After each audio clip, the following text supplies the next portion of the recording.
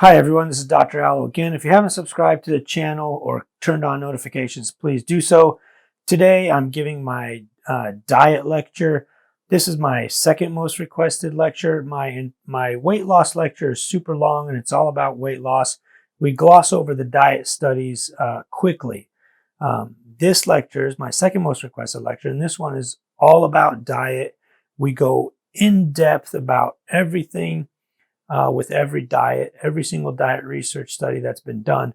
The one thing I'll tell you about when it comes to diet studies is you definitely want to make sure there's some metabolic ward studies in there.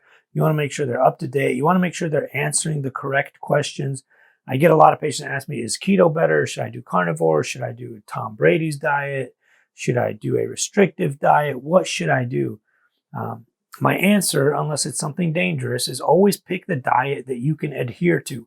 If it's something that you like and something you can do for a very long time, please do it. Also, highly recommend taking something called diet breaks, and we cover that in the diet as well. After about 12 weeks of dieting, people get this diet fatigue and they're exhausted from dieting.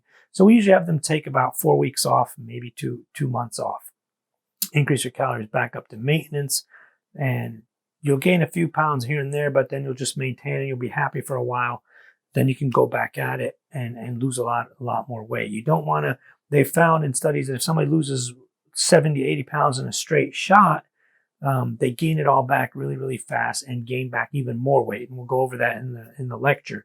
If you lose the weight in a stepwise approach, you lose 10, 15%, hold steady, another 10, 15%, hold steady, and so on and so forth over the next year or so. Or give yourself 2 years even. You didn't put the weight on overnight. It's not going to come off overnight.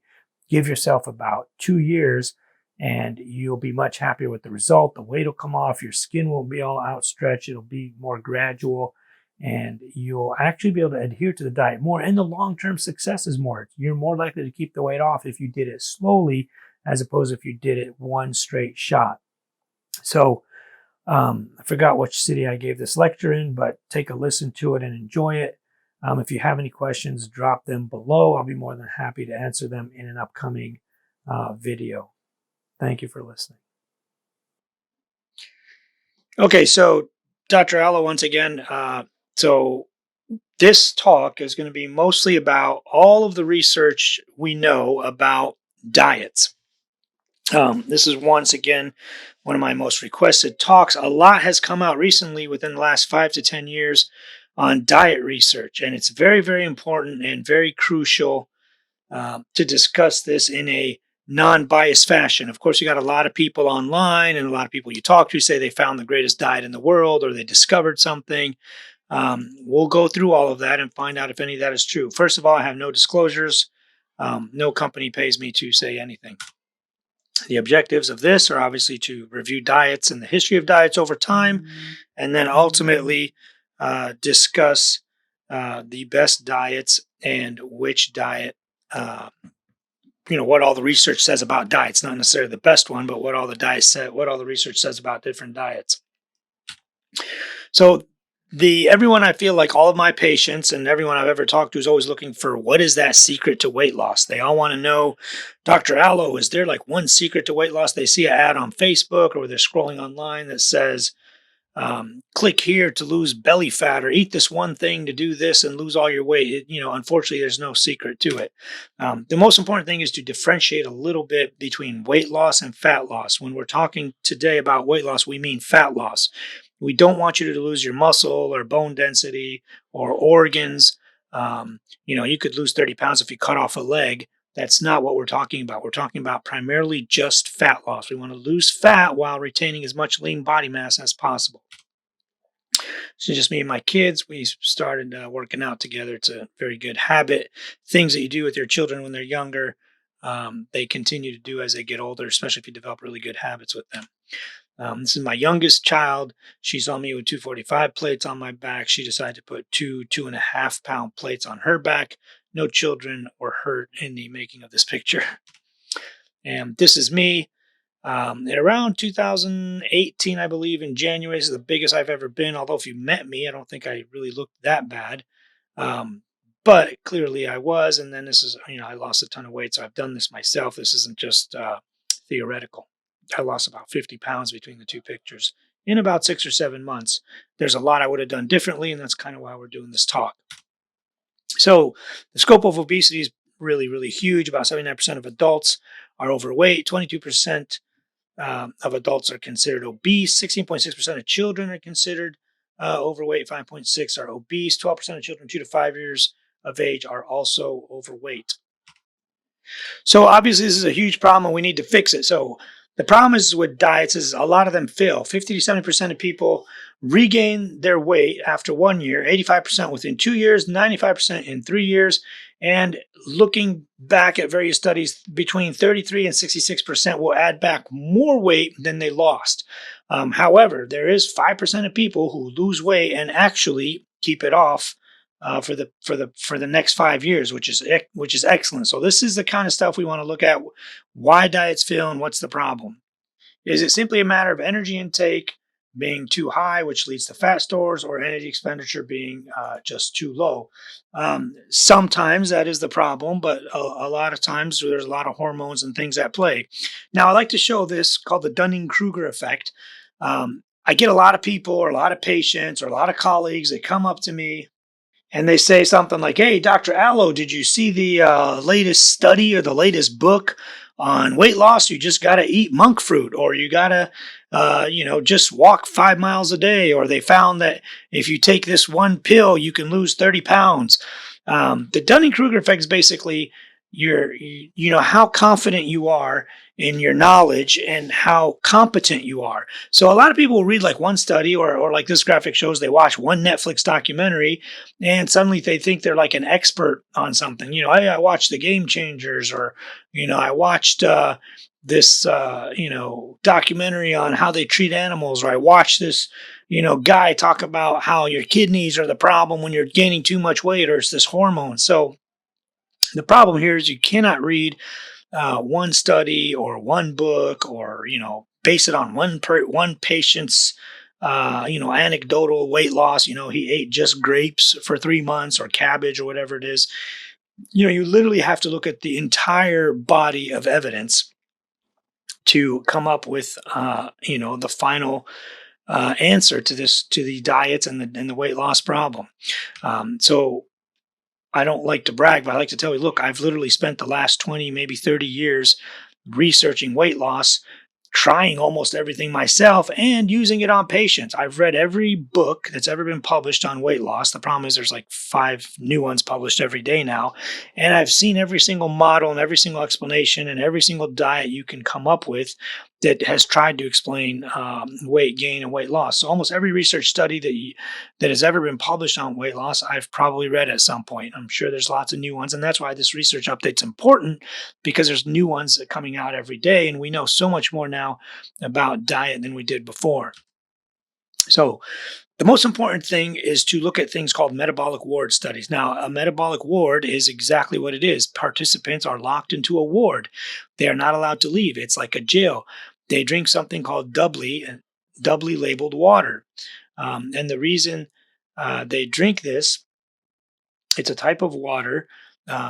And if you look at the bottom here, it's a doubly labeled water technique, measures total carbon dioxide production by observing the differential rates of elimination of a bolus dose of stable isotope tracers, deuterium, and a special kind of oxygen.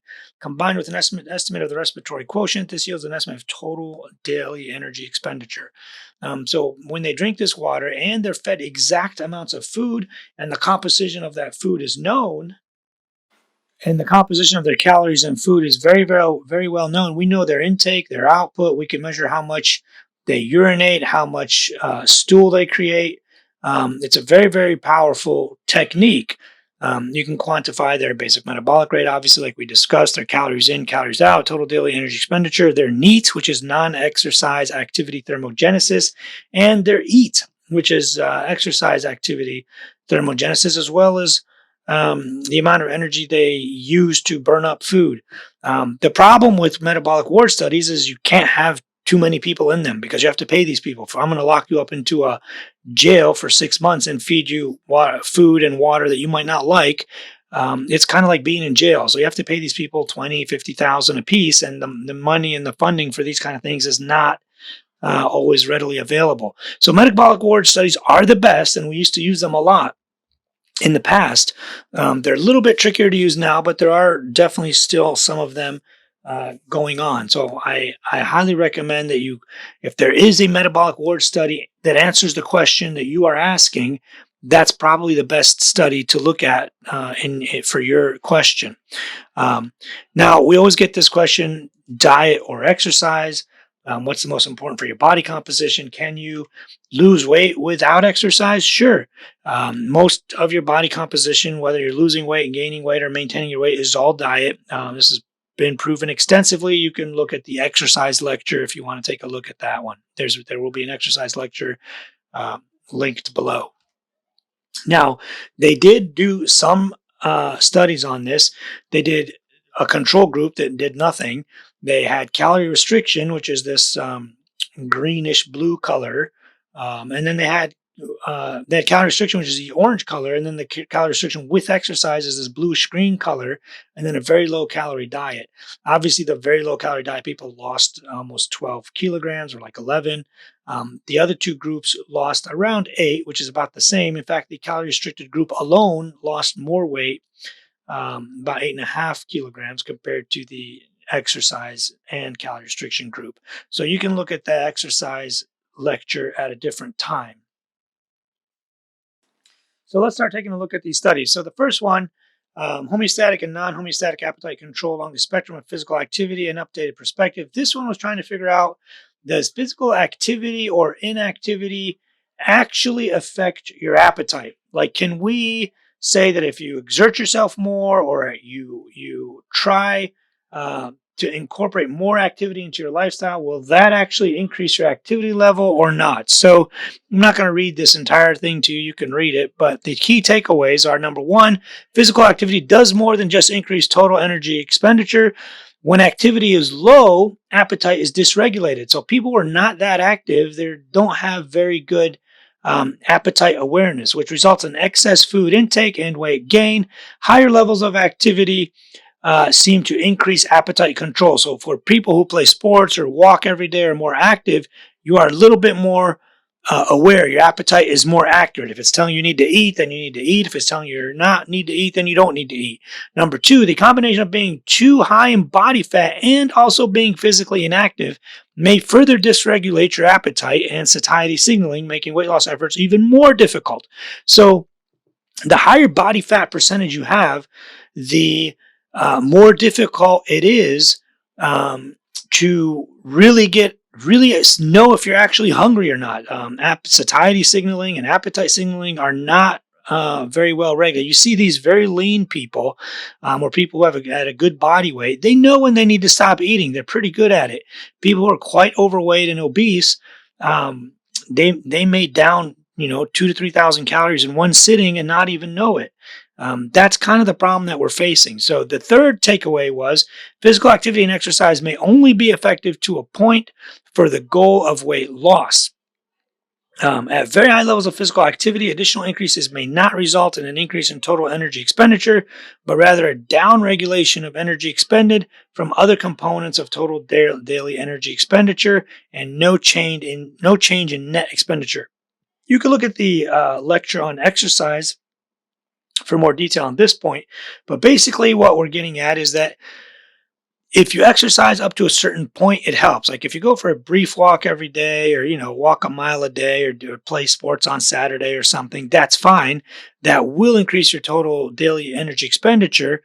But if you start doing it every day, like you walk 3-4 miles a day, you run 20 miles a week, like these marathoners, you start doing too much physical activity, your body downregulates other parts of your energy expenditure, like your NEAT, which is the amount of movement you do that's imperceptible or not purposeful. Your body downregulates a lot of that stuff so that you're not burning very many more calories, and you become more adapted to that amount of activity, and your body adapts and figures out a way to not burn that many calories. and here's that point exactly, your body adapts to exercise to the point where you are burning not as many calories as you think, or very few. And because you improve your cardiovascular endurance, it does become easier and you can do it using less calories. So if it used to be very hard for you to walk a mile, and now it's become easier and easier, you have cardiovascularly adapted to that and become better at it, and that's why it's happening. Physical activity, total and regional obesity dose response considerations. This was done to see whether exercise-induced weight loss was associated with corresponding reductions in total abdominal and visceral fat in a dose-response manner. The conclusion was, in response to well-controlled short-term trials, increasing physical activity expressed as energy expended per week is positively related to reductions in total adiposity in a dose-response manner. Although physical activity is associated with reduction in abdominal visceral fat, there is insufficient evidence to determine a dose-response relationship. Accordingly, if you read the line that I underlined here, accordingly, short-term studies report reductions in body weight of 0.18 or 0.06 kilograms per week and total fat of 0.21 and 0.06 kilograms per week that are threefold higher than those reported in long-term studies. So if you look at my conclusion, what I wrote at the bottom, the key takeaway from this is exercise can cause fat loss short-term at about 3 months or so, but once you're adapted, you no longer cause fat loss. And we see this a lot. I see patients and friends of mine, they take up running and they're like, I'm going to start running. I'm picking up this running program. I joined this running group. They start running. They lose like 5, maybe 10, 15 pounds off the bat, and they keep it up and they do it for about a year or, 8, 9 months or so. And then you notice they're back to their starting weight. So your body adapts and recalibrates, and there's really not a significant amount of weight loss from just movement or exercise. And you can look at the exercise lecture for that if you want. So the next question about diet is, do the commercial exercise programs work, or do they just cost a lot of money? These are like your, Nutrisystem, Jenny Craig, Weight Watchers, all these programs that you pay a lot of money for. There's a lot of new ones now, Profile and whatnot. You can, go there, pay for the food or the shakes or whatever they give you. Unfortunately, the data on this is terrible. Systematic review. I highlighted the conclusion here. With the exception of one single trial of Weight Watchers, the evidence to support the use of the major commercial and self-help weight loss programs is suboptimal. So if your patients come up to you and say, hey, I want to do Jenny Craig, or I found this guy, you pay him $20, or, you do this program and it shows you this, and they monitor you for a month or 2 or whatever it is. Unfortunately, the data to support that type of weight loss or those kind of programs is not very good. Weight Watchers, and just talking to my patients, and I agree with this trial, Weight Watchers does seem to work because they have a support network and you meet once a month or whatever it is. It definitely is a lot more helpful. We definitely need more social support stuff. Patients always ask me, do diet supplements work? This is a comparison of traditional and non-traditional weight loss methods, analysis of all the National Health and Nutrition Examination data. They looked at everything that people could possibly eat or consume, or, supplements versus acupuncture, whatever it is. They found in the conclusion, physicians need to reaffirm that diet and exercise are better methods for weight loss, and that all that other stuff, they do not enhance weight loss attempts. Very important there. The next study I want to talk about is a very important study. Fat loss depends on energy deficit only, independently of the method for weight loss. So this one is a study that was designed to compare the effects of 2 different but isocaloric fat reduction programs with the same amount of energy deficit. Diet alone, or diet combined with aerobic training, on body composition, lipid profile, cardiorespiratory fitness, or in non or moderately obese women. So the question they were asking here is, if we do diet alone and reduce fat and or add aerobic training, what's the difference going to be? And the key is that it's isocaloric. So if the one group is eating 1,200 calories a day or 2,000 calories a day, the other group is eating the same amount. So if you can read the rest of it, but down in the conclusions, the study showed that independently of the method for weight loss, the negative energy balance alone was responsible for weight reduction. So it really didn't matter what type of calories these people ate, whether it was higher fat or lower fat. The total caloric intake alone, independent of anything else, whether they did the aerobic training or not, definitely is what actually caused the weight loss. So this was a great study. And obviously, their cardiovascular risk factors and markers all improved as well. The next study here is a randomized trial comparing low-fat and low-carbohydrate diets matched for energy and protein. Now, this is huge because I get a lot of patients say, well, I want to try keto, or I want to try the carnivore diet, or I want to try Atkins or South Beach, or whatever iteration of high protein or high fat versus low carbohydrate. The other extreme isn't any better, but when you look at this study, they wanted to compare this exact question and ask this exact answer. Our results showed, this is the part I highlighted, our results showed no significant weight loss, lipid, serum insulin, or glucose differences between the two diets. Lipids were dramatically reduced on both diets, with a trend for greater triglyceride reduction on the very low carbohydrate diet. Glucose levels were also reduced on both diets, with a trend for insulin reduction on the very low calorie diet, a very low carb diet. Compliance was excellent with both studies, and side effects were mild, although participants reported more food cravings and bad breath on the very low carb diet and more burping and flatulence on the low fat diet. So if you keep calories the same, it makes no difference if you eat a very low carb or a very low fat diet, you will still lose the same amount of weight. And as we'll see later, you will also improve all of your cardiovascular risk factors if the weight is coming off. The next most important thing that I think is kind of important, if you have more muscle, which is why I tell my patients to also weight train, if you have more muscle, it protects you against cardiovascular mortality, against most cancers, and a lot of chronic illness. Also, they found that leaner patients with more muscle mass spend less time in the ICU when they're severely ill. So let's talk diet. Not going to do a lot into the history of diets, but back in 1943, they had this like pinwheel circular diet plan here. You can read through it, but it was, just basically spreading all the groups out into different groups of, I think they had 7 different groups there. 1992, they came up with a pyramid where, they wanted people to eat mostly wholesome whole grains at the bottom, lots of fruits and vegetables, some lean meats, and some dairy. 2005, they changed it to something that was healthier, same basic food groups, but they added a person running up the stairs to encourage activity. 2010, they changed it to My Plate, which also works if you actually stick to it. The problem, here's all the diets that people try to do. There's all these portion control diets, Weight Watchers, Zone, whatever, what have you, prepared food diets, and there's lots of new ones now, but there's Nutrisystem and Jenny Craig. There's the low carb, high protein type diets, the Atkins, the South Beach by Dr. Agaston, who's actually a cardiologist, keto diets, and now you have this carnivore diet. There's all these liquid fat diets. There's the Mediterranean diet, which has been shown to be the most balanced and most proven. There's these kind of like raw food or Paleolithic diets, like back in the caveman days, or if God created it, you can eat it. If God didn't create it and it didn't come out of the ground, then you shouldn't eat it.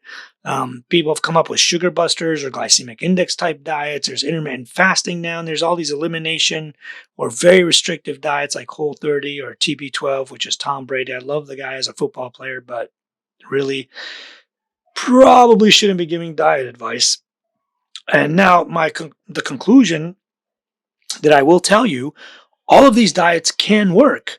Almost any diet that a patient first adopts will work for a little bit of time. If you do Weight Watchers for a little bit, it's going to work. You do Atkins, it's going to work. You do a liquid diet, sure, it's going to work. All of these things will work for at least some time. We know that. Almost any new diet or any new adaptation you try to do will work. So don't discourage patients if they are trying something and they're seeing results. Say, yes, that's true. You will see some results. But here's why, and then give them obviously good answers and good explanations and try to steer them in a different direction if you can, if it's something super restrictive or a really dangerous diet. Here's the next study, comparison of weight loss diets with different compositions of fat, protein, and carbohydrates. The background to this is the possible advantage for weight loss of a diet that emphasizes protein, fat, or carbohydrates has not been established, and there are few studies that extend beyond 1 year.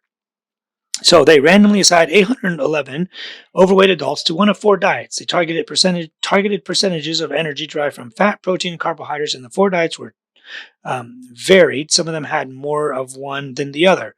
I'm not going to read the percentages there. The diets consisted of similar foods and met guidelines for cardiovascular health.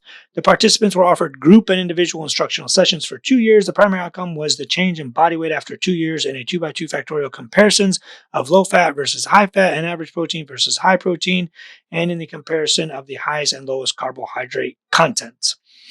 So the result, at 6 months, participants assigned to each diet had lost an average of 6 kilograms, which represented about 7% of their initial weight. They began to regain weight after 12 months. By 2 years, weight loss remained similar in those who were assigned to a diet with 15% protein and those assigned to a diet with 25% protein. In those assigned to a diet with 20% fat and those assigned to a diet with 40% fat, and in those assigned to diets with 65% carbohydrates and those with 35% carbohydrates. So basically, no matter what you were eating, the amount of weight loss was the same. Among the 80% of participants who completed the trial, the average weight loss was 4 kilograms. 14 to 15% of the participants had a reduction of at least 10% of their initial body weight. Satiety, hunger, satisfaction with the diet, and attendance at group sessions were similar for all diets. Attendance was strongly associated with weight loss. Obviously, that social accountability is huge. The diets improved lipid-related risk factors and fasting insulin levels. This also goes against all those people that say that insulin is what causes us to be fat. If you eat lots of carbs, you release a lot of insulin, you get very, very fat. That's called the carbohydrate insulin model or the CIM model for weight loss. Clearly, that was not a factor in this at all. So the conclusions is the reduced calorie diets resulting in clinically meaningful weight loss regardless of which macronutrients they emphasize. This is very, very, very important. Sometimes patients come to me and they want to cut out carbohydrates or they want to cut out fat or they want to cut out protein. When you do that, you're taking out a huge percentage of your calories. Like, for example, people come to me and they say they want to do a keto diet. Most people eat about 60 to 70% of their calories from carbohydrates. So when you cut out 60 to 70% of your calories and add in a little extra fat and maybe a little more protein, you literally cut out still like 40 or 50% of your calories. You're going to lose a lot of weight, at least until your body figures it out and adapts and brings you back to your starting weight. So this is one of the most important studies we have about this. Regardless of the composition of your calories, you will lose weight if you are in a calorie deficit, and a social support structure helps that. That's really, really crucial and really, really important. Diet versus combinations of fat, protein, and carbohydrates. This was from 2009. The specific composition of macronutrients, fat, protein, and carbohydrates in diet isn't important for cardiovascular risk reduction as long as a diet is effective in causing weight loss. And this is something I stress to people all the time. If you are in a calorie deficit and weight is coming off, all of your cardiovascular risk factors improve. I'm a cardiologist. This is my job. If my patients tell me, well, I like eating low fat, or I like eating low carb, or I like eating whatever, as long as weight is actually coming off, your cholesterol is going to go down. Your bad cholesterol is going to go down. Your good cholesterol is going to go up. Your insulin sensitivity improves. Your insulin resistance goes away. You lose adipose tissue around your belly. You lose visceral fat. You reduce your inflammatory markers like your CRP or all your interleukins. All of that stuff improves. Your blood pressure, your cholesterol, your diabetes all gets better. So definitely this was very important as well. The next study is very low carbohydrate versus an isocaloric high carbohydrate diet in obese rats. So now rat studies aren't that translatable to humans, but they can be. I always like to look at human studies first. But this was a study where they compared obese rats. The effect of a very low carbohydrate diet, high fat dietary regimen on metabolic syndrome were compared in those of an isocaloric, high carbohydrate, low fat regimen in dietary obese rats. So the key is isocaloric. Whenever you see a study on diet, you want to make sure it's isocaloric. You can't feed one group of participants 3,000 calories and it's high fat, and the other group 1,500 calories and it's low carb. That makes no sense. You have to make it isocaloric and even control for protein like some of the other diets did. When you control for protein, which we'll get to, that makes an even bigger difference. So the discussion or the conclusion was when energy intake was matched, the very low carbohydrate, high fat group diet provided no advantage in weight loss or improving those components of the metabolic syndrome induced by dietary obesity and may delay loss of hepatic and visceral fat as compared with the high carbohydrate, low fat diet. So definitely it seemed like it really made no difference as long as weight was coming off. Another study here, no difference in body weight decrease between a low glycemic index and a high glycemic index diet, but reduced LDL cholesterol after a 10-week ad libitum intake of low glycemic index diet. So here they tried to answer the question as well, does it matter what the carbs are that you're eating? Low glycemic index foods don't spike your blood sugar. These are like broccoli, spinach, kale. You can eat a ton of it. Your blood sugar is not going to go up. Or high glycemic foods like Pop-Tarts, sugar, donuts, pure white sugar, white bread, potatoes, whatever, beer, which has the highest glycemic index. They wanted to see, does it matter if these people eat low glycemic index or high glycemic index? So the background or the objective of the study was to investigate the long-term effects of low-fat, high-carb diet with either low glycemic index or high glycemic index on ad libitum. And ad libitum means people are allowed to eat as much as they want. Ad libitum intake, body weight and composition, as well as risk factors for type 2 diabetes and ischemic heart disease and overweight, healthy subjects. It was a 10-week parallel randomized intervention with 2 matched groups, either the high or low glycemic index. They were given as replacements, and they studied them obviously very, very closely. Energy intake, mean, body weight, and fat mass decreased over time, but the difference between the groups was not significant. No significant differences were observed between the groups in fasting serum insulin, homeostasis model assessment for relative insulin resistance, homeostasis model assessment for beta cell function, triglycerol, non-esterified fatty acid, or HDL cholesterol. However, a 10% decrease in LDL and a tendency to a larger decrease in total cholesterol were observed with the consumption of the low glycemic index diet as compared to the high glycemic index diet. So the conclusion was this study does not support the contention that low glycemic index diets are more beneficial than high glycemic index diets with regard to appetite or body weight regulation. There did seem a little bit less LDL cholesterol, but that over time actually does balance itself out. So I'm not too worried about that part. So here it is for all those people that say you should eat low glycemic index foods versus high glycemic index foods. That didn't pan out. There actually was a professor at Kansas State University. He's the head of the nutrition department. His friends saw him at lunchtime eating Twinkies, and they made fun of him. They said, hey, his colleagues were asking him, how can you be the head of the nutrition department? You're eating Twinkies. He said, well, you can certainly lose weight on Twinkies. These are highly processed, high glycemic index foods. And they said, no, you can't. And he said, sure, you can. Watch, I'm going to prove it to you. He proceeded to eat 100 grams of protein a day and only Twinkies for the rest of his calories and lost 27 pounds in 3 months. And, you can look that up. It's called the Twinkie diet. So this is just a graphic. You can find this online. How do these diets create weight loss? So that there's a low carb, ketogenic, low fat, intermittent fasting, Weight Watchers, Paleolithic, whatever you want to call it. You can read the description of all these diets, but they create a calorie deficit. If you are in a calorie deficit, regardless of what you call your diet, you will actually lose weight. So it's very, very important. Here's a quick slide on what is the glycemic index and what are considered high or low glycemic index foods. Pretty sure most of you know these by now. But definitely just take a look at those.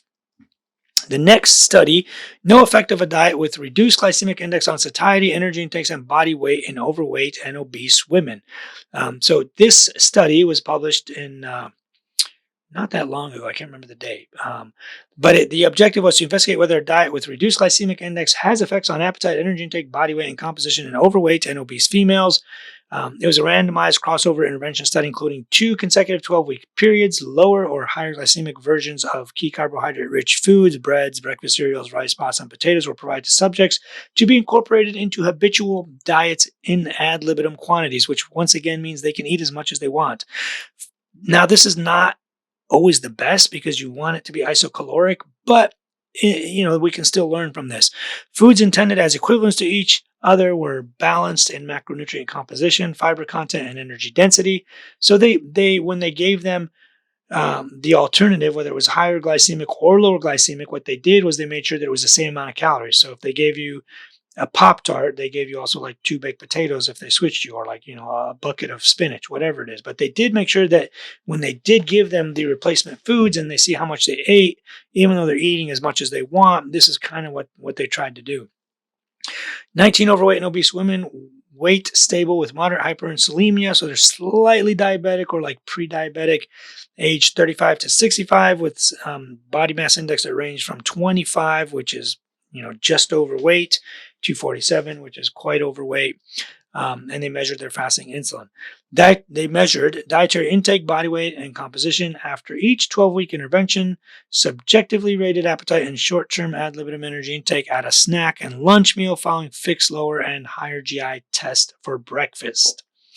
And their breakfasts were a GI of either 52, which is considered kind of in the moderate range or lower range, and then a 64 at the higher range. Not really a huge difference between those glycemic indices. Results: free living diets differed by a GI of 8.4 units, which obviously is not that much, with key foods providing 48% of carbohydrate intake during both periods. There were no differences in energy intake, body weight, or body composition between the treatments. On laboratory investigation days, there were no differences in subject ratings of hunger, fullness, or energy intake at the snack or lunch meal. The study provides no evidence to support an effect of reduced GI diet on satiety, energy intake, or body weight in overweight, obese women. Claims that the GI of diet per se may have specific effects on body weight may therefore be misleading. Now, the one thing I would change about this study is I would change the glycemic index differences. Why don't you give them, things that are quite low in glycemic index, like broccoli, asparagus, lettuce, kale, strawberries, apples, blueberries, raspberries, instead of making it like really close. A glycemic index of 55 versus 64 is really not that different. The problem with that is they'd have to probably eat a whole more volume of food. Can you imagine eating 1,000 calories of broccoli? That would probably be a bucket worth of broccoli compared to one beer, which has the highest glycemic index. But here would be a huge difference between 115 glycemic index average versus something like 33. So that would be the only thing I would change about this study. But definitely, you're looking at a study that slight differences in GI, but it definitely didn't lead to any significant differences between the two groups. The next study is that ketogenic low-carbohydrate diets have no metabolic advantage over non-ketogenic low-carbohydrate diets. So this study, the background information is low-carb diets may promote greater weight loss than does conventional low-fat, high-carb diets.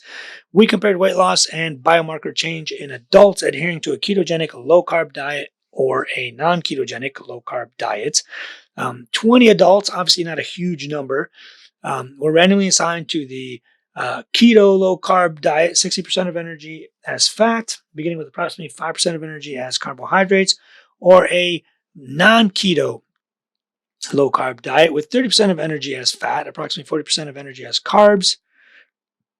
And during the 6-week trial, participants were sedentary and in 24-hour intakes were strictly controlled. So maybe it was a metabolic ward study.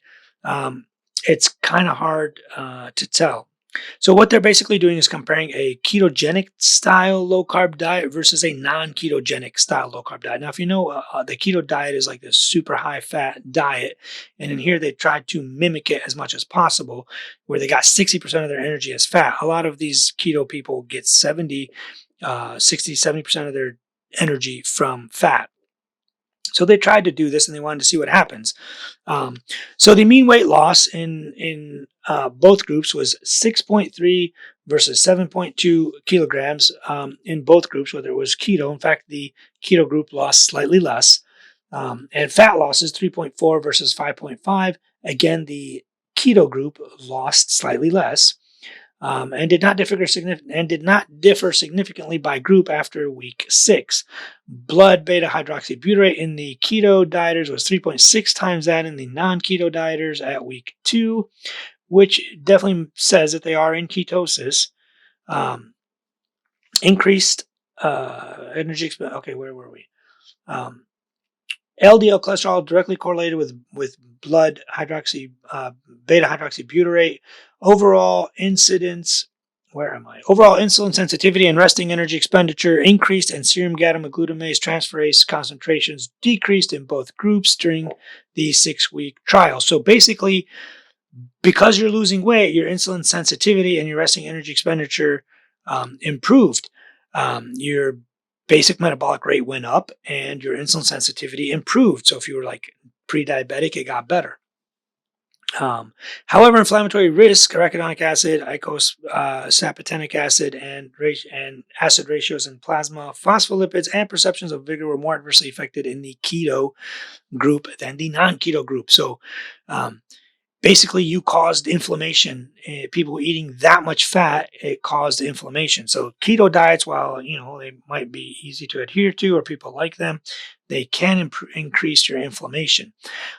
Conclusions: keto low-fat diets and keto low-carb diets and non-keto low-carb diets were equally effective in reducing body weight and insulin resistance, but the keto group was associated with several adverse metabolic and emotional effects. The use of ketogenic diets for weight loss was not warranted. So my highlight here: no significant difference in weight loss or insulin resistance. Low-fat keto caused several adverse metabolic and emotional effects. Obviously, they were hungrier and their inflammation markers went up. So that's terrible. You don't want that. So the next question I always get from my patients: well, what's the healthiest diet? That's been answered a long time ago, many years ago, but it's basically the Mediterranean diet. If you look at the Mediterranean diet, if you don't know what it is, it's a balanced diet where it's a lot of greens, a lot of vegetables, a lot of fruit, very lean meats like fish or lean cuts of meat, and they use liquid oils like olive oil or safflower oils that are low in saturated fat. Then there's not a lot of butter going on, not a lot of coconut oil, none of those saturated fat oils. And because you're eating so much volume of green vegetables, you can't eat a whole lot of calories. And it's whole grains too, and beans and legumes and all that stuff. Obviously, lentils, chickpeas, a lot of the beans. So because you're eating such a high volume and quantity of food, you are actually you are actually reducing the amount of calories. You'd have to a bucket of spinach will fill you up, but it's maybe like 8 calories or like 20 at the most. So this study here back from 2014 showed, and I'm just highlighted the one part. The Mediterranean diet has been linked to a number of health benefits, including reduced mortality risk and lower incidence of cardiovascular disease.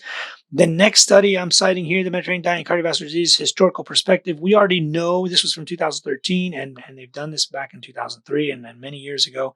There's also a significant reduction, the part I highlighted, in new cancers and overall mortality. So not just cardiovascular mortality, we already have known that, but also it reduced a lot of new cancers. So when you're eating healthy, eating greens, eating vegetables, eating fruits, chickpeas, all those antioxidants, if you consume them in actual food form, it does reduce cancer mortality as well as cardiovascular mortality and overall mortality, which is excellent. Another study here, this is from 2004, a randomized trial comparing low-fat and low-carbohydrate diets matched for energy and protein. Now, this is actually huge. You are matching it for energy and protein. The calories are the same. If one group's eating 2,000 calories, the other one's eating 2,000 calories.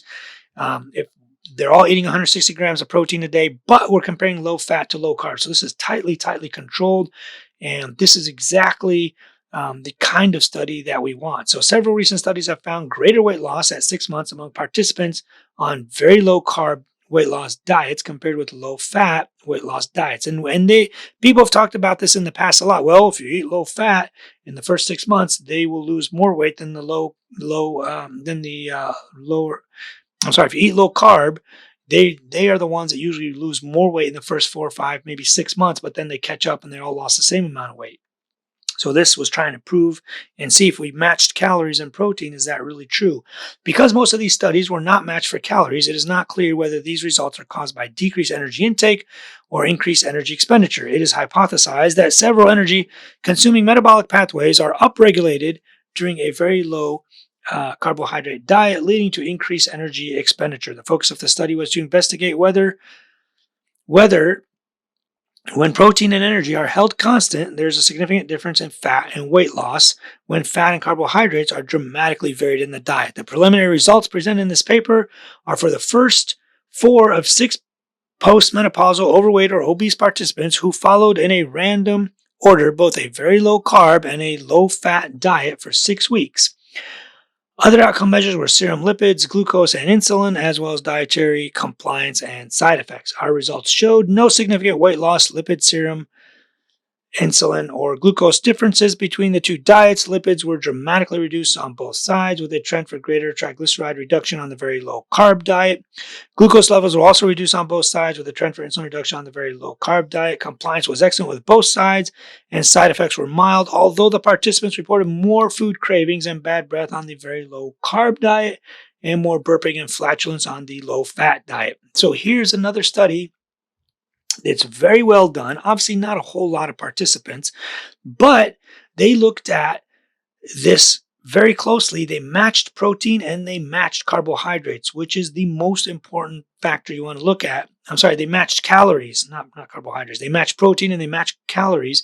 Boom, you've got the same exact amount of weight loss, and all of their cardiovascular markers pretty much improved, minus the weird side effects with the taste in the mouth and the hunger cravings. And that's actually huge. The hunger cravings. A lot of my keto patients and friends, they're hungry like all the time. They've got these cravings, and then they just go eat a bunch of butter or coconut oil or a steak or whatever it is, and then they're over on calories, and then their weight goes up. And that's kind of the problem with these diets. People think you can eat as much as you want. They start eating tons and tons of calories, but it's keto. And then they don't understand why the weight loss stopped, or they start gaining weight back. So this is changes in weight loss, body composition, cardiovascular disease risk after altering macronutrient distributions during a regular exercise program in obese women.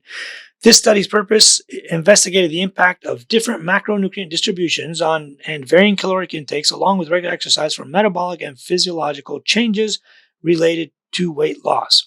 So they had 140 sedentary obese women were randomized to either no diet plus no exercise, which was a control group, a no diet plus exercise group.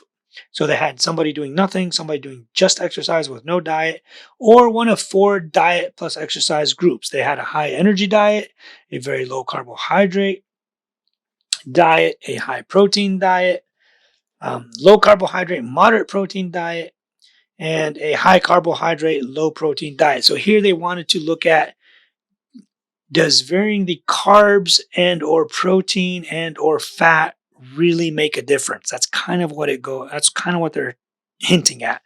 In addition to beginning a 3 times a week supervised resistance training program. This is huge that it was supervised. They had to come in and be forced to exercise.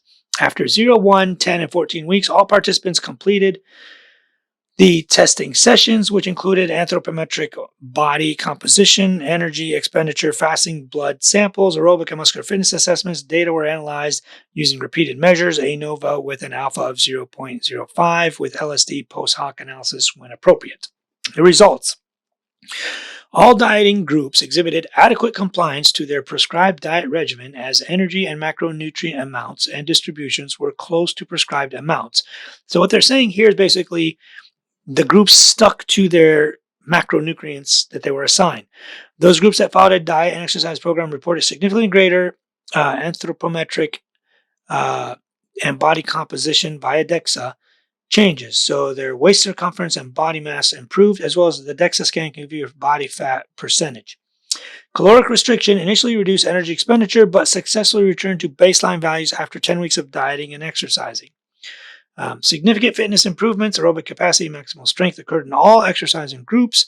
No significant changes occurred in lipid panel constituents, but serum insulin and HOMA-IR values decreased in the very low carb, high protein group, which we've seen that a lot in a lot of these studies. Significant reductions in serum leptin occurred in all caloric restrictions, and the leptin and ghrelin are what control your appetite, tell you whether you're hungry or not. The less fat you have, the less leptin you secrete, and the less hungry your body feels.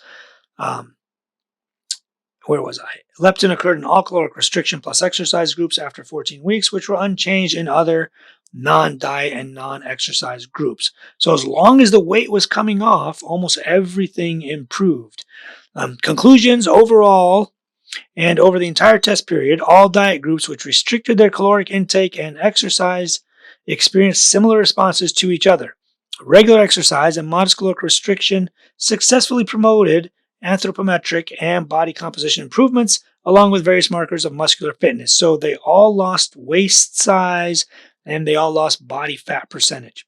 Significant increase in relative energy expenditure and reductions in circulating leptin were found in response to all exercise and diet groups. Macronutrient distribution may impact circulating levels of insulin slightly and overall ability to improve strength levels in obese women who follow regular exercise. My highlight at the bottom, regardless of what macronutrient breakdown you use, if you are losing weight, all of your cardiovascular risk factors improve. Now, these very low carb diets definitely affect your circulating insulin and sensitivity slightly, but as time goes on, we found that all evens out. Another cardiovascular risk, a lot of my patients come up to me and they say, well, Dr. Hallow, can I eat red meat? I eat it like once a week. Is that okay? So this question has been answered. Obviously, you don't want to be eating tons and tons of red meat and saturated fat, but we know that if you're leaner and you're not overweight, you can actually get away with eating a little bit more saturated fat, or red meat. Here's a study from 2017: dietary red and processed meat intake and markers of adiposity and inflammation. The multi-ethnic cohort study. The objective: the potential influence of dietary factors on inflammation is important for cancer prevention. Utilizing data from control participants, 312 men, 911 women. In 2 nested case control studies of cancer within the multi-ethnic cohort, we examined the association of red and processed meat intake with serum levels of leptin, adiponectin, C-reactive protein, tumor necrosis factor, and interleukin 6, and the mediator effect of body mass index on the above associations if present. So they kind of go through and explain what they did. The result: overall red and processed meat intake was positively associated with serum leptin levels in men and women. In women, higher red and processed meat consumption was significantly associated with higher CRP and lower adiponectin levels. So women are a little more sensitive to red meat intake than men. In mediation analysis with red and processed meat intake and BMI as predictors, the association of red and processed meat with biomarkers decreased substantially, as indicated by percentage change in effect. Leptin in men and leptin in women about the same, adiponectin in women, CRP in women, and were no longer significant, whereas BMI remained significantly associated with serum leptin for men and women, adiponectin, and CRP. So the conclusion that they drew: the current data suggests that the amount of excess body weight or the degree of adiposity, and adiposity just means like adipose tissue or fat tissue, how fat you are basically, may mediate the relations between dietary red and processed meat and intake and serum biomarkers associated with obesity and inflammation. So the more obese you are, the more diet and the kinds of foods and macronutrients you eat makes a difference. And we've been telling this to people for quite some time, that if you're pretty lean and you don't smoke and you're quite active, you could eat red meat and it'll be fine. But if you're a smoker and you're obese and hypertensive and diabetic, then you really got to cut that stuff out, because it also can increase cancer, not just cardiovascular disease. So my little highlight at the bottom: if you are overweight, the amount of red meat and saturated fat will affect your cardiovascular risk. Another study here: effects of total red meat intake on glycemic control and inflammatory biomarkers, a meta-analysis of randomized controlled trials. This is, here's the abstract. Our objective was to conduct a systematic review and meta-analysis to assess the effects of total red meat intake on glycemic control and inflammatory biomarkers using randomized controlled trials of individuals free from cardiometabolic disease. We hypothesized that a higher total red meat intake would negatively influence glycemic control and inflammation based on positive correlations between total red meat intake and diabetes. We found 24 eligible articles. I'm not going to go through that part. But if you want to, let me get to their conclusions here. We grouped diet periods to explore heterogeneity sources, including risk of bias, the National Heart Institutes. Let me get to kind of where they get to the conclusions.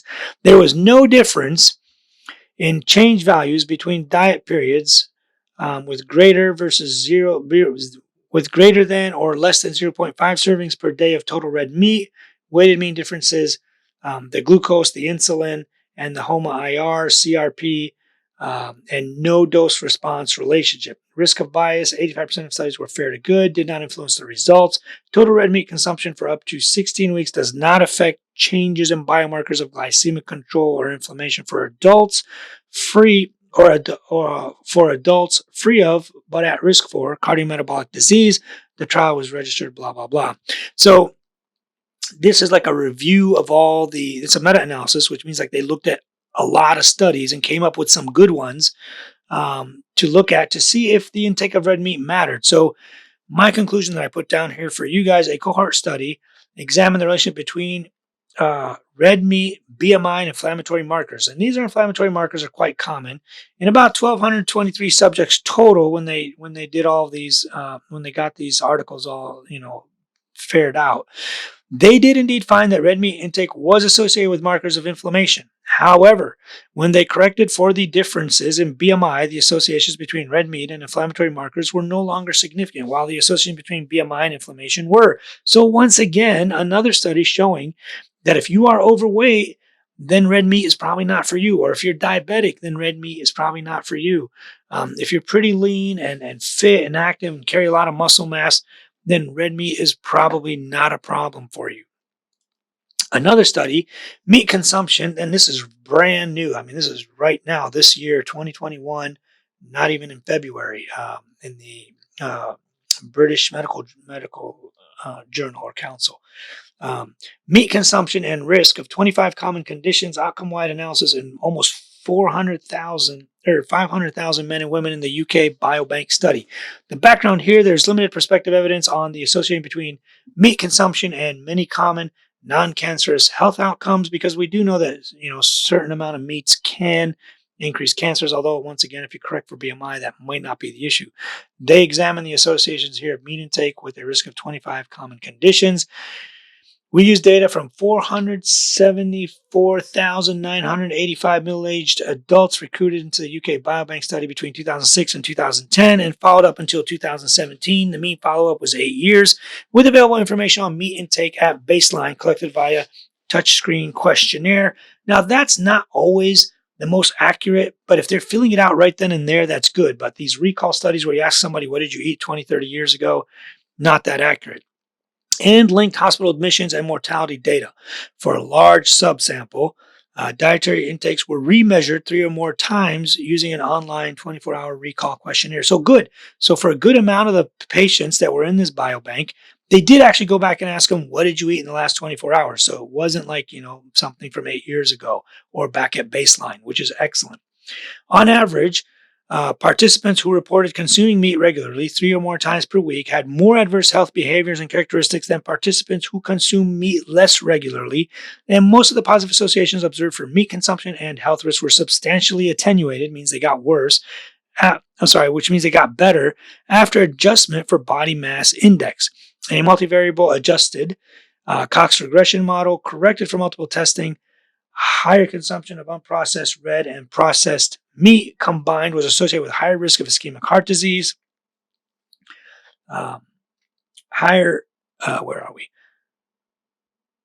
pneumonia, diverticular disease, colon polyps, and diabetes. Results were similar for unprocessed red meat and processed meat intake separately.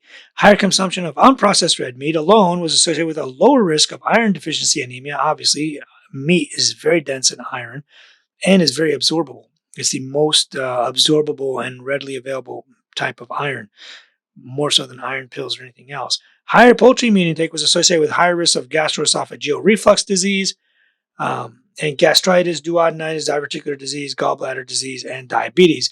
Their conclusions: higher unprocessed red meat, processed meat, and poultry meat consumption was associated with higher risk of several common conditions. Higher BMI accounted for a substantial proportion of these increased risks. That residual confounding or mediation by adiposity might account for some of these remaining associations. Higher unprocessed red meat and poultry meat consumption was associated with lower IDA risk. So this is huge, once again showing that if you correct and IDA is iron deficiency anemia. If you correct for BMI and people are at a lower body weight, they're less likely to have all of these conditions, not just the diabetes and cardiovascular disease, but they found diverticular disease and all kinds of stuff. So very, very important study as well. This is brand new from this year, 2021. Once again, try to stay lean and have a higher muscle mass and less adipose tissue, and that'll help you. You can get away with a little bit more, being a little looser with your red meat intake or saturated fat intake. Another study here, long-term weight maintenance and cardiovascular risk factors are not different following weight loss on carbohydrate-restricted diets high in either monosaturated fat or protein in obese hyperinsulinic men and women. So the aim of this study was to determine after 52 weeks whether advice to follow a low-carb diet, either high in unsaturated fat or low fat, high in protein, had differential effects in a free living community setting. So what they're trying to do is to see if somebody followed a low-carb diet that was high in protein, whether eating monounsaturated fat or low fat, high in monounsaturated fat or lower in fat, made that much of a difference. So following weight loss on either a high monounsaturated fat diet, standard protein diet, which you can look up the percentages there, but it's basically 50% and 20% protein. Or high protein, moderate fat, which is 40% protein and 30% fat and 30% carbs. Energy restricted diet, which was 6,000 kilojoules per day. Yeah, so that translates into about 1,450 calories. So it is calorie restricted. So the subjects were asked to maintain the same dietary pattern without intensive dietary counseling for the following 36 weeks. So without the counseling, that makes it a little hard, but it seems like they tried their best. Overall weight loss was 6.2 kilograms, 7.6, and 4.8. In a multivariate regression, the model predictors of weight loss at the end of the study were sex, age, and reported percentage energy from protein.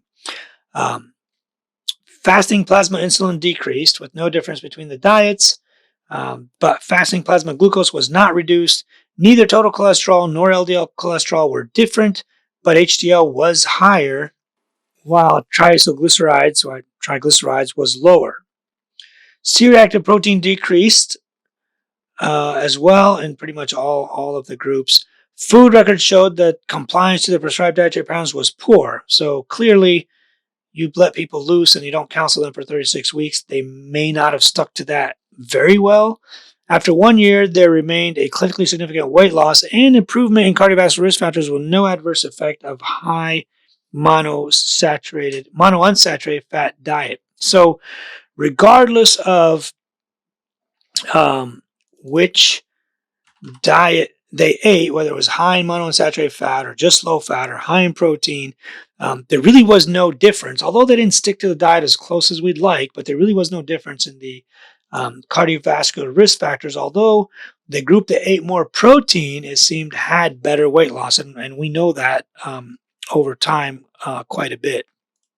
So if we had to conclude everything we know about cardiovascular risk and all these diets, obesity and elevated BMI increase all inflammatory markers and cardiovascular disease risk factors.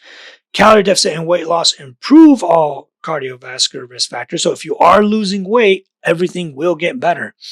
Macronutrient breakdown makes no difference. So whether you're eating more protein, more fat, more carbs, if the weight is coming off, your cardiovascular factors improve. Now, the more protein you eat, the less hungry you feel, and it actually does help improve weight loss. Leaner individuals have less cardiovascular risk and can get away with more. They can eat a little bit more red meat than everyone else, or saturated fat, whether it's in turkey or chicken or whatever other types of meat. Protein, very important to protect lean body mass, satiety, and cause fat loss. So if you are going to diet, regardless of how you want to diet, make sure you're getting enough protein. We'll get into that later, but this improves satiety and helps protect you from losing lean mass and will actually cause fat loss. So yo-yo dieting is horrible. We've gone through this a lot. There was a study back in the 1950s.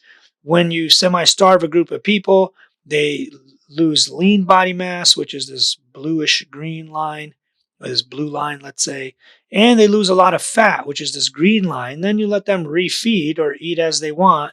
You gain back most of your lean body mass, but you start overeating and you gain back a lot of fat. And that's usually the problem when people are restricted. Now, I think I've gone through this before. When you go on a diet, you count your calories, you reduce your metabolic rate, your lean body mass goes down, your fat body mass goes down, you get pretty lean. If you start eating a lot, all the stuff kind of goes back up. The diet after the diet is more important. Here's another kind of model. When you first lose weight, you lose it at 1 times the rate. You regain it at 2 times the rate. The next time around you try to diet, you lose it at half the rate, and then you regain it back at 3 times the rate. So it's very, very important, going back to that yo-yo dieting thing. Don't yo-yo diet. Your body becomes very, very, very good at storing fat. It sees that you lose a bunch of weight and then gain a bunch of weight, then lose a bunch of weight, then gain a bunch of weight. It becomes like a fat storing machine. You definitely don't want to do that.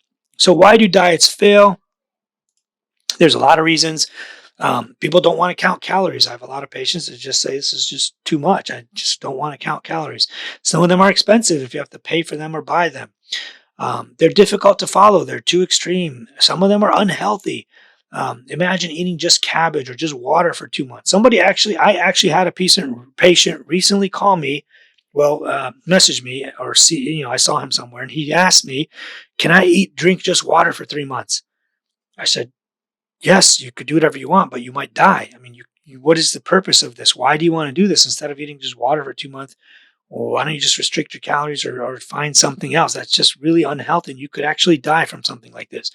Sometimes a diet is not a good fit for you. Let's say you like donuts and like Pop-Tarts, or let's say Twinkies like the professor, but you want to try a keto diet or a carnivore diet. That's not going to work for you. You like carbs and you need carbs for whatever you like. Say you're an endurance athlete or you lift weights, you need carbs, but you're going to try to restrict them. That's really hard to do.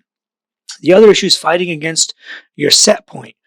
Your body likes to maintain the same body weight. It wants to keep you at 170 pounds. If you gain weight too fast or lose weight too fast, it's going to try to keep you there. Another reason diets fail is people lose interest after they plateau and their body adapts. So your body likes to adapt to your calories so that it stops losing weight or gaining weight.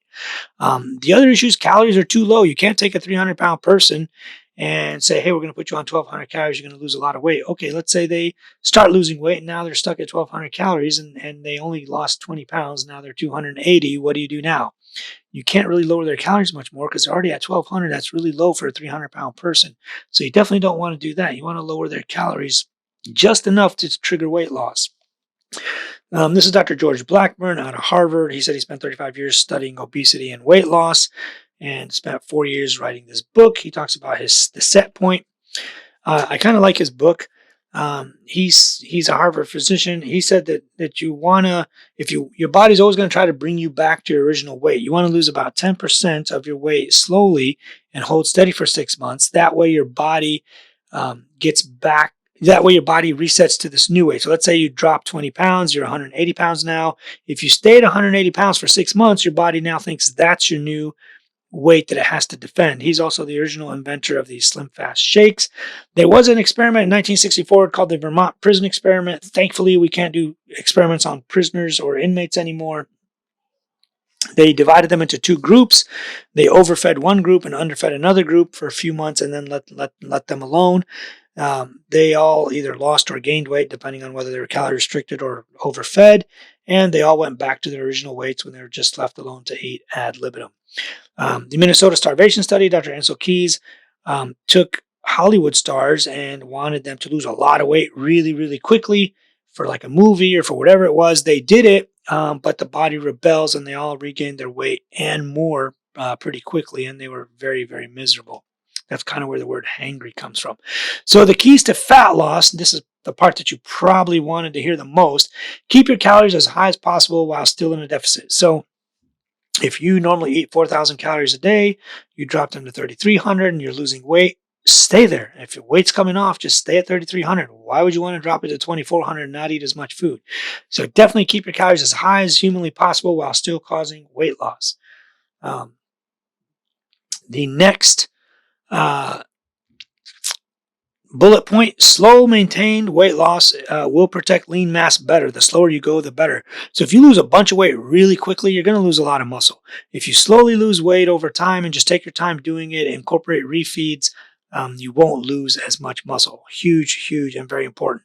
Don't lower fat too much. Some people are like, well, I'm only going to eat 20 grams of fat a day or 30 grams or 40 grams, whatever it is. You don't do that. It'll lower your testosterone and other hormones that are important for actual weight loss. You need testosterone and you need cholesterol and a lot of your hormones that you need. So keep it something reasonable. Under 100 is fine, but 50 to 70, depending on if you're a male or a female, as low as 40 is probably okay too, depending on how small you are to start with.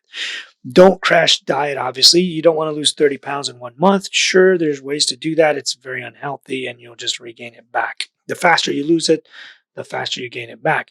You definitely want to be in a calorie deficit. This is the most important thing. All those diets that we listed all cause a calorie deficit, and that's what you need. You want to keep protein high. We'll get into the details, but keep your protein high because it'll cause fat loss and it'll help you protect your muscle mass. If you can strength train, do that and strength train hard, because if you're dieting and in a calorie deficit, you want to send a signal to your body that you need your muscles and for your body not to get rid of muscle, because muscle is inefficient for your body to keep if you're trying to lose weight. Refeeds is like a whole other topic, but every once in a while, if you're really exhausted from, and this goes for diet breaks too, but if you're really exhausted from dieting, take a couple of days off. If you're eating 1,800 calories a day all week and it's the 10th day and you're kind of tired, increase your calories back up to maintenance, go up to 2,300, eat for 2 or 3 days and then get back on your diet. Diet breaks are much longer. If you've been on a diet for 12 weeks, you want to do a diet break where you increase your calories back up to maintenance level for about 2 months, or about 2/3 of the diet break. Now, because prolonged diets cause fatigue, there's something called diet fatigue. You're exhausted, you're tired, you're mentally not there. You want to eat food, you want to enjoy yourself a little. So take a diet break, increase your calories back up to maintenance for a month or two.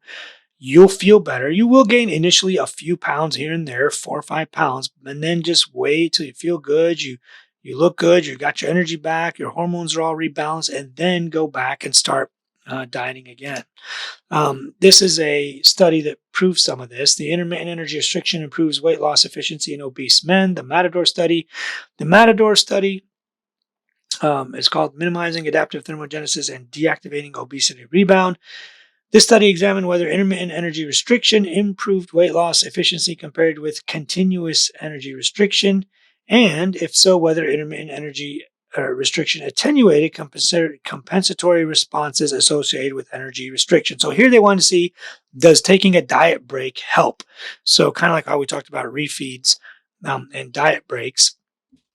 This is kind of what this study does. I highlighted the conclusion.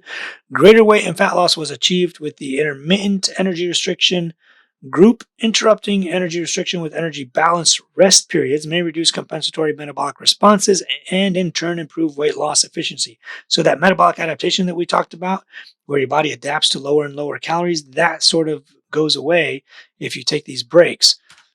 Here's kind of the key points of the study. Despite the same energy deficit and same total time spent in an energy deficit, a group taking 2-week diet breaks after every 2 weeks of dieting lost 50% more fat mass compared to a group dieting continuously for 16 weeks.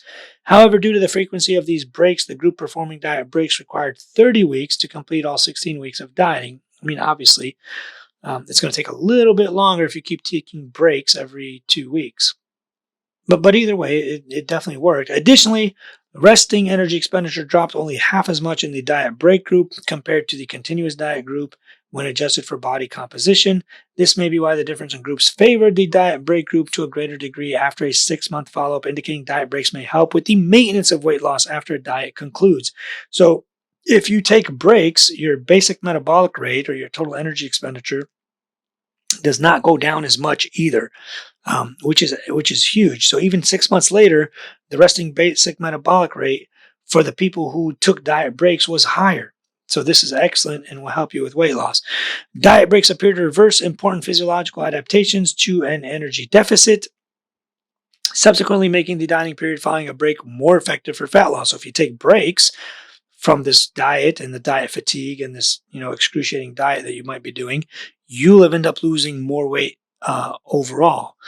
While increasing the time required to complete a diet as much as was done in this study is probably impractical, performing a diet break every 4 to 8 weeks versus every 2 weeks may be a useful strategy for physique competitors and weight loss class restricted strength athletes to enhance fat loss and mitigate declines in resting energy expenditure. So what we normally recommend, and now the study sort of proves it, but we've always recommended diet for 12 weeks, take the next 4 to 8 weeks at maintenance, and then start doing it again if you want.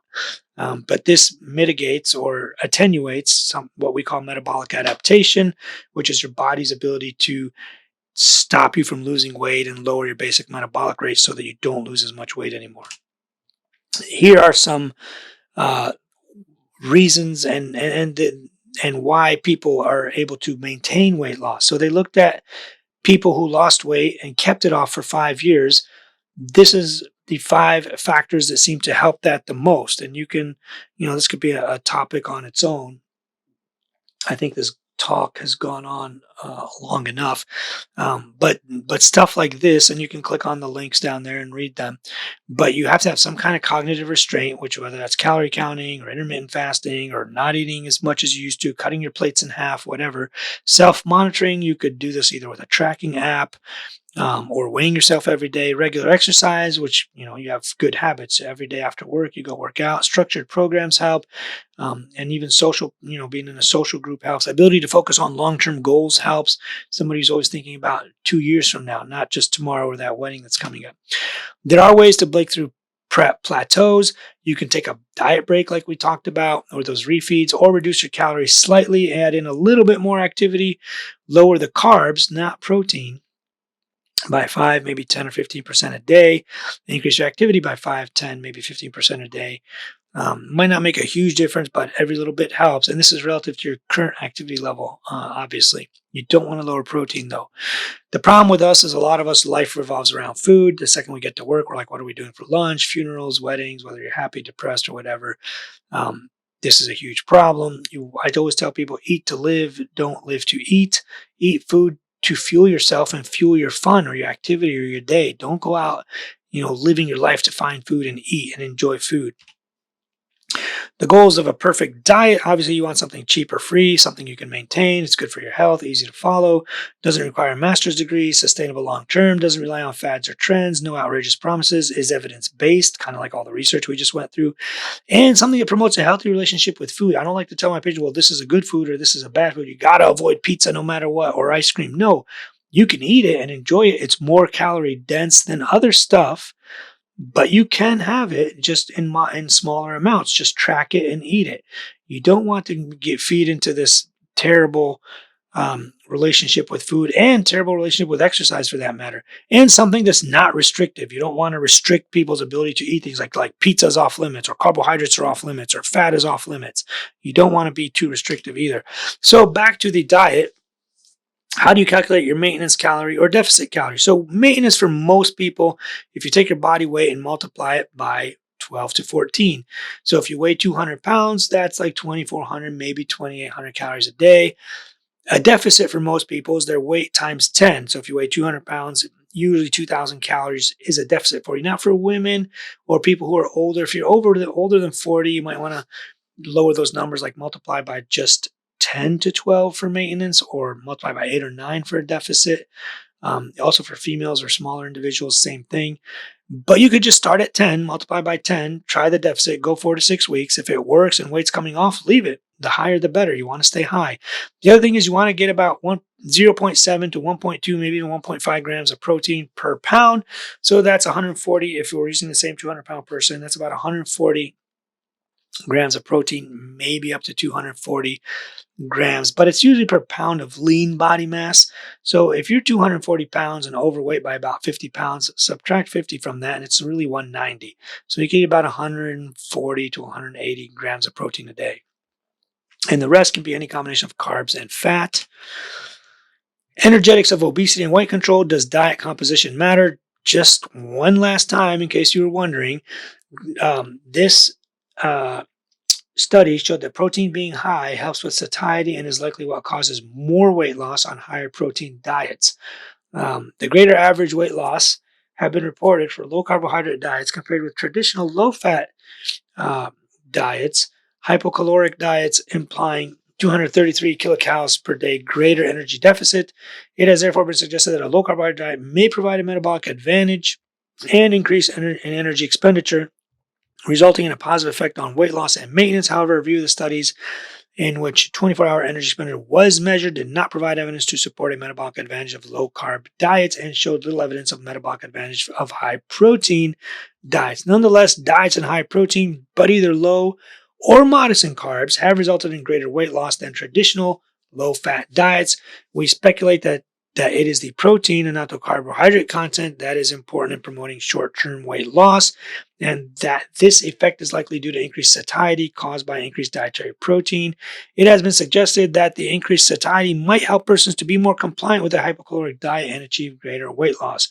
The current evidence, combined with the need to meet all nutrient requirements, suggests that hypocaloric weight loss diets should be moderate in carbohydrates, 35 to 50% of energy, moderate in fat, 25 to 35% of energy, and protein should contribute 25 to 30% of energy intake. More studies of the efficacy of weight loss and weight maintenance diets that address protein content are needed. In addition, controlled studies of total energy expenditure or physical activity measured under free living conditions that directly compare high protein diets with those containing low and moderate carbohydrates should also be performed. Now, the one thing we know in the weight loss community and obesity medicine community is that protein helps you retain lean body mass. So when these people are restricting their calories, if they're in the high protein diet group, they're not losing muscle, and muscle is more metabolically active than fat. So your BMR and your total daily energy expenditure stays up. That's another explanation as to why this matters. So the other question is, do calories out matter? First of all, these are like your exercise. It's very difficult to change this, and you can go look at the exercise lecture if you want to find out why, but it's very difficult to change your exercise or your calories out. You don't eat back calories that you burn off. If your watch tells you you burned off 350 calories, don't go eat an extra 350 calories that day. Calories and exercise should be independent. Your calorie deficit should be your calorie deficit regardless of how much activity you do or don't do. If you do activity, then that's a bonus. If you don't do anything that day, then you should still lose weight. We really don't know how much we are burning off, and it is usually capped. If you go to the exercise lecture, you will find out why. So if you're not losing weight, start weighing everything in grams and track it.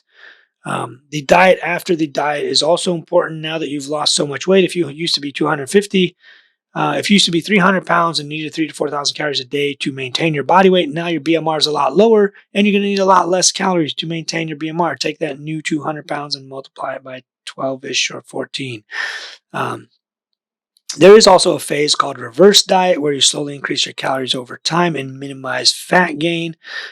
This will increase your BMR, but do it slowly. When you're done getting lean and getting to the weight you want, if you're on 1,800 calories a day, add in about 100, maybe 150 a week for like the next 2 or 3 months and look in the mirror and see if you're gaining fat or not. And then you can kind of lower it back down again. But you don't want to suddenly start going back to 3,000 or 4,000 calories a day. That yo-yo dieting graphics that we showed, you will gain a lot of fat and become very, very good at gaining fat.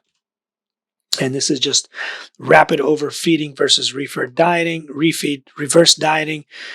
The blue line is the caloric intake you see, and the yellow dotted line is the body fat. You see that somebody, and the gray line is the total daily energy expenditure. So you see somebody dieted down, their body fat percentage went down, their total daily energy expenditure went down, and then they suddenly take a huge amount of calories, boom, their body fat goes up and their total daily energy expenditure goes up. If you do it in a stepwise fashion, whether it's on the way down or up, but especially on the way back up, you slowly increase calories, which is what this person did. They did it gradually. The total daily energy expenditure has time to catch up. Your BMR goes up slowly in a stepwise fashion, and your fat level doesn't go up as high. It just slowly goes up. So don't suddenly start eating a ton. There's lots of resources. This is my favorite macro calculator. It's the one on Macros Inc. They have a Facebook page. It's also a great resource. My favorite fat loss book, if I had to pick just one, and I've read every single one of them, is Dr. Lane Norton's book. Can't say enough about this. Here's a graphic showing the golden pyramid of fat loss. At the bottom is the most important, which is your calorie deficit. Second most important is to have a lot of protein, lift some weight so you can retain some muscle and even grow muscle in the beginning. Sleep 7 to 9 hours a night, and then a little bit of cardio here and there. It's definitely not necessary for weight loss, but it's good for your heart. And as a cardiologist, I'm always going to tell you to at least do that. This is the fat loss fundamentals. Number one is non-negotiable is a calorie deficit.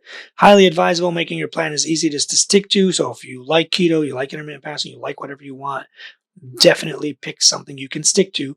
Consume enough protein, resistance training, keep active, prioritize nutritious food, adequate sleep, kind of all the stuff we've been talking about. Stuff that most people don't need to worry about is what is the best diet, how many meals do you eat, your carb to fat ratio, calorie cycling, whether your cardio is fasted or not, what time of the day you eat, what you consume after your workout, what time you train, and all that stuff.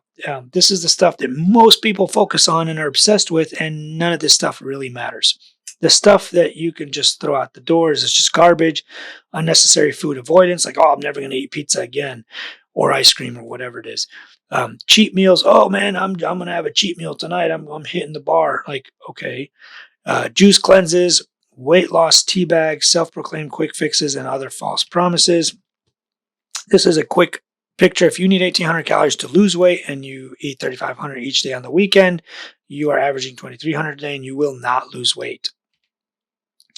The key to losing fat and gaining muscle, or losing just fat without losing lean body mass, is to do diet plus weights, which is like the guy on the right here. Your body fat level goes down, muscle mass goes up or stays the same. You don't lose any. The guy on the other side did a lot of cardio and some diet. He looks frail and thin, which sometimes we call that skinny fat. He lost body fat as well as muscle mass. Don't worry if the scale is bouncing up and down. We want to lose fat, which is the green line. If you're in a calorie deficit, you will lose fat, even though the scale bounces up and down every day. This is more so for women too, because there's lots of hormones at play. If you eat a little more salt or soy sauce or sushi or chips one day, you're going to retain water and it's going to go up. You have a little more carbs, you're going to store some glycogen, it's going to go up. If you worked out really heavy one day, you're going to store water in your muscles and it's going to go up. So don't worry about it. If you are in an actual calorie deficit, your fat is coming off. Baby boomers looking at their kids. The reason kids are obese is not genetic. It's because they inherited your eating habits. And it's the same thing. Here they are playing video games and they don't go outside and play. This is how you can find me once again, or on YouTube, obviously. These are my cute kids. And leave questions below. Tap the notification button and subscribe, and tell all your friends about this channel. Thank you very much. Enjoy your day. Hopefully this clarified a lot of issues about diet.